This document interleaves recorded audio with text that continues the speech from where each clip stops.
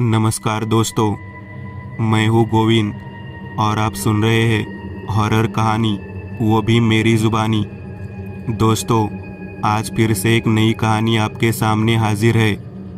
वैसे तो आपने बहुत सी हॉरर कहानियाँ सुनी होगी, लेकिन मुझे पूरी उम्मीद है कि आज की यह हमारी कहानी सुनकर आपको सच में डर का एहसास होने वाला है। बस मेरी आपसे इतनी गुजारिश है कि आप अगर इस कहानी को पूरा सुनेंगे तो सच में बहुत ज़्यादा मज़ा आने वाला है। साथ ही अगर आप पहली बार हमारे इस चैनल पर आए हैं तो चैनल को अभी सब्सक्राइब कर लीजिए। ऐसा करने से हमारी और आपकी नज़दीकियाँ बढ़ जाएगी और आगे आने वाली वीडियो आप तक आसानी से पहुंच जाएगी। तो ज़्यादा समय ना लेते हुए जल्दी से अपनी कहानी को शुरू करते हैं। सीमा और मैं यहाँ आए 1 साल हुआ था। हमारी शादी को ज़्यादा समय नहीं हुआ था, सिर्फ 1.5 साल हुआ था। सोसाइटी पुरानी थी, लेकिन हमें कम दाम में अच्छा फ्लैट मिल रहा था, तो फिर मैंने ज़्यादा नहीं सोचा। शुरू में तो सोसाइटी के लोगों ने अच्छा व्यवहार किया, लेकिन बाद में वे अजीब व्यवहार करने लगे और हमें अवॉइड करने लगे। इसी बीच हमारी ऊपरी मंजिल पर एक नया जोड़ा रहने आया। पहले तो उनका व्यवहार थोड़ा अजीब था। वह हमसे बात नहीं करते थे, हमसे कतराते थे। सोसाइटी के लोगों में कानाफूसी होने लगी कि उनके घर में कुछ अजीब चल रहा है। उनके घर में 4 लोग थे, सारंग, उसकी पत्नी पूजा और सारंग के माता पिता।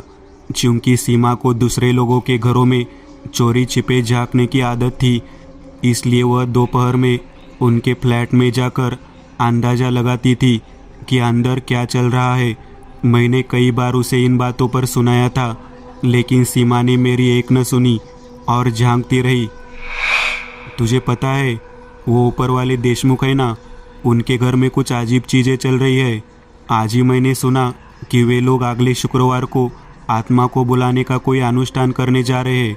सीमा ने मुझसे कहा, क्या तूने अभी तक किसी और के घर पर झांकना बंद नहीं किया?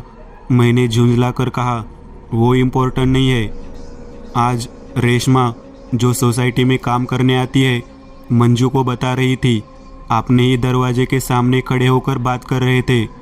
तो इसमें क्या है? देखो, मुझे कोई इंटरेस्ट नहीं है। मैंने कहा, सच? इधर देखो और बात करो। तुम्हें भी इस मामले में बहुत दिलचस्पी है, मुझे पता है। सीमा ने थोड़ा प्यार से कहा।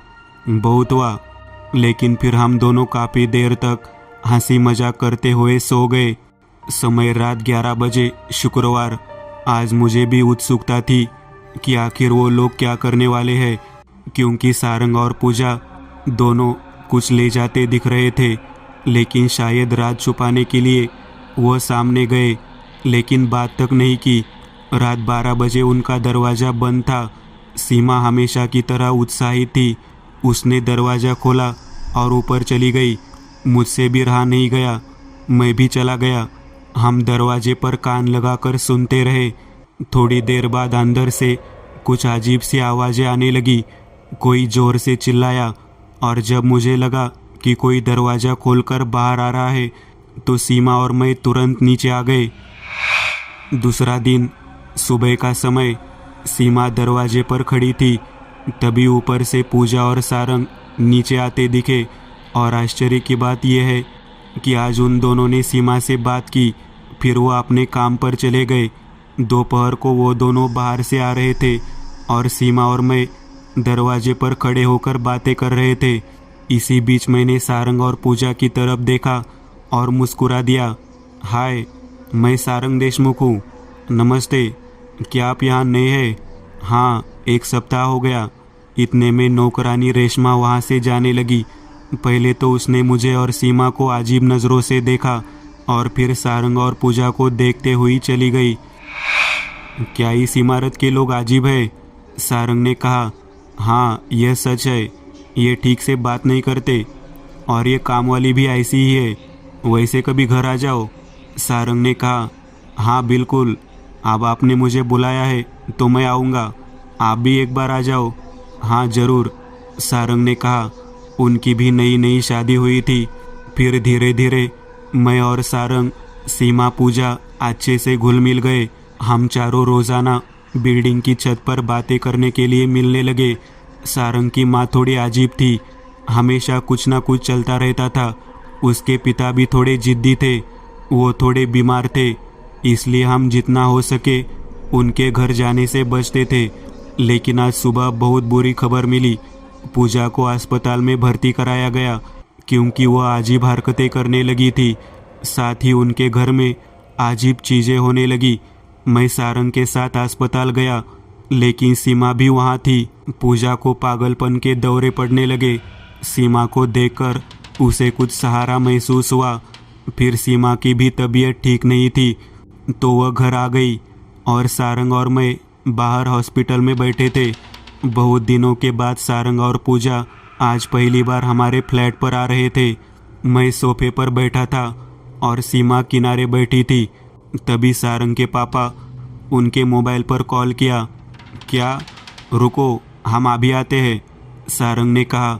अरे माँ बेहोश है, उसने घर में कुछ देखा है, चलो तुरंत चलते हैं। जैसे कि उम्मीद थी हम निकले, लेकिन जब तक हम घर पहुँचे तब तक बहुत देर हो चुकी थी। सीमा बाहर खड़ी इंतज़ार कर रही थी। सारंग घर की ओर भागा, लेकिन उसकी माँ मर चुकी थी और पापा सदमे में थे। घर में मातम था। हम उनके घर में थे। अब बहुत सारे रिश्तेदार इकट्ठा होने लगे थे। घर रिश्तेदारों से भरा हुआ था। हम सारंग का समर्थन कर रहे थे और अचानक सारंग के पिता को कुछ हुआ। उन्होंने भी कुछ देखा। एक पल में वो इस दुनिया से चले गए। सारंग को अब अकेलापन लग रहा था। अगले दिन सारंग घर में अकेला था। मैंने जाकर उसे सहारा दिया। अब पूजा को भी डिस्चार्ज मिलने वाला था। अगले ही दिन पूजा घर आ गई और कुछ ही दिनों में दोनों ठीक हो गए। अब हम उनके पक्के दोस्त थे। धीरे धीरे सब कुछ सामान्य हो गया। हम चारों खुश थे। आज कई दिनों में पहली बार हम उनके साथ खाना खाने गए। पूजा सीमा के साथ अंदर चली गई और 5 मिनट में ही पूजा को फिर से पागलपन का दौरा पड़ा। वो पागलों की तरह हरकत करने लगी। सीमा ने मुझे बुलाया और सागर अंदर भाग गया और सारंग ने किसी तरह पूजा को नियंत्रित किया। पूजा को कुछ दिखाई दे रहा था, लेकिन हमारे घर में कुछ भी नहीं था। पूजा क्या हुआ? सारंग ने पूछा। पूजा ने सामने की अलमारी की ओर इशारा किया। सारंग ने उधर देखा। मैं सारंग के ठीक पीछे खड़ा था। हमने भी वहाँ देखा, लेकिन कुछ अजीब नहीं लगा। तो जो माँ और पिताजी कहते थे वह सच था। जो माँ देख रही थी, जो पिताजी देख रहे थे, वह सच था। डरा हुआ सारंग पसीने से लथपथ और कांप रहा था। मैंने उस दीवार की ओर देखा, लेकिन वहाँ कुछ भी नहीं था। पूजा बेहोश हो गई। सारंग स्तब्ध रह गया। शायद उस रात की गई रहस्यमयी साधना के कारण उसे और उसके परिवार को कष्ट हो रहा था। पूजा बेहोश हो गई। मैं सीमा को लेकर नीचे आ गया, क्योंकि सारंग कुछ भी कहने की स्थिति में नहीं था। अगले दिन मैं सुबह सारंग के फ्लैट पर आया, लेकिन उस पर ताला लगा हुआ था। सारंग पूजा को अस्पताल ले गया होगा। तभी मुझे अंदर से कुछ आवाज़ सुनाई दी। मैंने दरवाज़ा खोला और अंदर चला गया। मैं धीरे धीरे उनके बेडरूम में चला गया। उसी अलमारी के सामने पीठ पीछे एक औरत खड़ी थी, लेकिन मैं उस अलमारी के शीशे में उसका चेहरा देखने के लिए उसके पीछे खड़ा हो गया। तभी वह पीछे मुड़ी और जोर जोर से हंसने लगी। मुझे शीशे में वही बदसूरत चेहरा दिखाई दिया। मेरा शरीर कांप उठा, मेरा गला सूख गया और तब मुझे एहसास हुआ कि कल सारंग और पूजा ने क्या देखा। तब मुझे एहसास हुआ कि सारंग और पूजा क्यों डर गए, क्योंकि ऐसा हो रहा था तो उन्हें हमारा असली रूप दिख रहा था। क्योंकि उस वक्त सीमा और मैं शीशे के सामने खड़े थे। शीशे में उन्हें वो भयानक रूप साफ दिख रहा था। पीठ पीछे खड़ी वो औरत सीमा थी। हम कई दिनों तक उस फ्लैट में अकेले थे। न कोई बात करने वाला, न दोस्त, न रिश्तेदार। फिर सारंग और पूजा रहने आ गए और उन्होंने जो अघोरी अनुष्ठान किया उससे हमें उनके घर में प्रवेश करने का मौका मिला। उस अनुष्ठान में उन्होंने जिस आत्मा का आह्वान किया था उससे पहले ही हम दोनों वहां पहुंच गए, क्योंकि हम सांस रोककर उस पल का इंतजार कर रहे थे। इसलिए दूसरे दिन से हम केवल उन दोनों को ही दिखाई दे रहे थे, लेकिन उनकी माँ ऐसे ही भगवान का जाप करती रहती थी। हम उनके साथ उनके घर में रहना चाहते थे, लेकिन जब तक बूढ़ा बूढ़ी है तब तक यह संभव नहीं था। बूढ़ा बूढ़ी हमें देख नहीं सकते थे, इसलिए जब भी पूजा और सारंग उनके सामने हमसे बात करते थे तो बूढ़ा बूढ़ी हमें अजीब नज़रों से देखते थे। सोचते थे कि सारंग पूजा किससे बात कर रहे हैं। साथ ही जब सारंग मुझसे बात कर रहा था तो वो काम वाली रेशमा भी अजीब तरह से देखती थी। साथ ही जब हम बिल्डिंग की बालकनी में खड़े होकर बात कर रहे थे तो वहाँ से गुजरने वाले लोग सारंग को ऐसे देखते थे जैसे वो पागल हो, क्योंकि मुझे कोई देख नहीं सकता था। जिस दिन पूजा हॉस्पिटल गई, सीमा को मौका मिल गया बूढ़ी को ख़त्म करने का। उस दिन हम हॉस्पिटल गए, लेकिन बूढ़ा किसी काम से बाहर गया हुआ था। सीमा ने बुढ़िया को उसका असली रूप दिखाया और बुढ़िया सदमे से मर गई। जब रिश्तेदार उस बूढ़े व्यक्ति के अंतिम संस्कार के लिए इकट्ठा होने लगे तो मैंने भीड़ में से उस बूढ़े व्यक्ति को अपना विकृत रूप दिखाया और बूढ़ा आदमी दीवार की तरफ इशारा नहीं कर रहा था, क्योंकि मैं उस दीवार के पास खड़ा था जिसका इशारा वह मेरी तरफ कर रहा था। लेकिन अब मुझे नहीं पता कि वे यहाँ वापस आएंगे या नहीं। अगले दिन सुबह सारंग और पूजा सारा सामान लेकर चले गए। मैं और सीमा अंदर से देख रहे थे। सारंग पूजा एक पल के लिए हमारे फ्लैट के सामने रुके, तभी निचली मंजिल से कुलकर्णी आए। वहाँ देखो भी मत, उस फ्लैट में 3 महीने पहले एक जोड़े ने आत्महत्या कर ली थी। डिप्रेशन और अकेलेपन के कारण आज भी अंदर से आती है अजीब आवाज़ें। सारंग और पूजा अच्छे दोस्त थे जिनसे हम मिले थे, लेकिन अब हमें नए पड़ोसियों के आने का इंतज़ार करना होगा। दोस्तों, आज के लिए बस इतना ही। अगर आपको यह कहानी अच्छी लगी हो तो लाइक कीजिएगा।